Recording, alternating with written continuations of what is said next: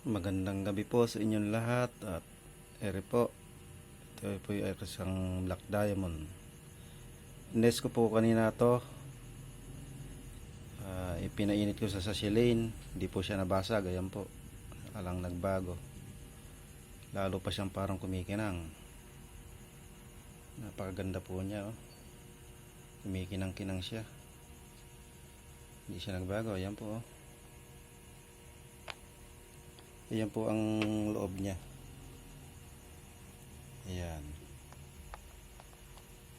Para po siyang may mga bula-bula sa loob.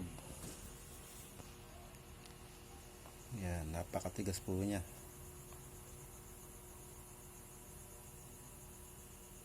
Ito po ay nakuha ng aking biyanan. Siya po ang naka-treasure nere. Ito naman po kung ito ay legit. Hindi lang naman po siguro ko ang makikinabang. Sakali naman po ito ay totoo. Ayan po. Ayan po ang komposisyon niya. Ayan, napakaganda po ng kanya. Iba-ibang kulay. Yung loob. Ayan po.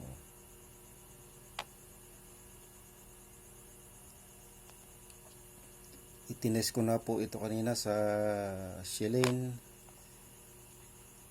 mga 3 minutes na mahigit ko siyang binabad sa sasilane, tsaka ko tinalbog sa malamig na tubig. Ayan po, hindi naman po siya nagbitak. Makinis na makinis po siya, madulas. Ayan po.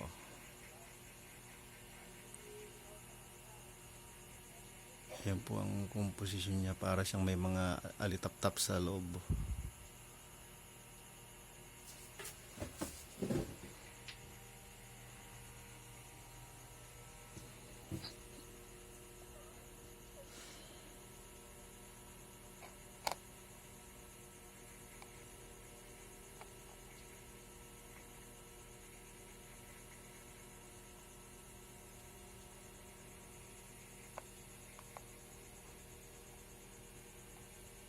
Ayan po, mag-comment lang po kayo kung talaga pong legit ito na black diamond. I-scratch ko rin po siya sa salamin. Pero ni-scratch ko na ito po kung minsan. Ayan po. Ayan po yung pinag-scratchan ko noon. Susubukan ko po ulit siyang i-scratch kung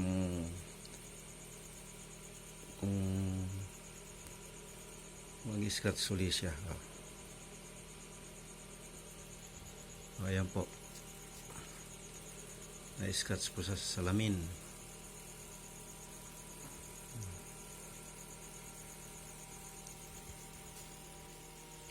Napakakinis po niya, madulas.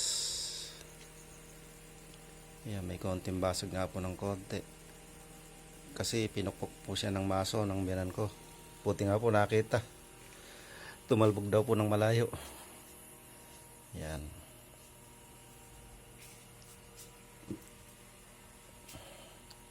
Comment nyo lang po kung talagang tunay na black diamond itong na-treasure ng biyanan ko.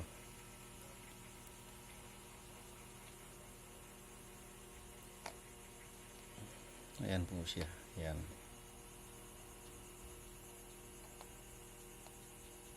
Ayan, napakaganda po ng logo.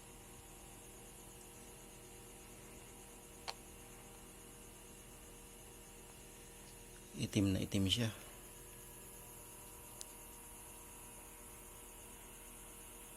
Yo po, hanggang dito na lang po mga guys. Paki-like and share na naman po. Bye bye.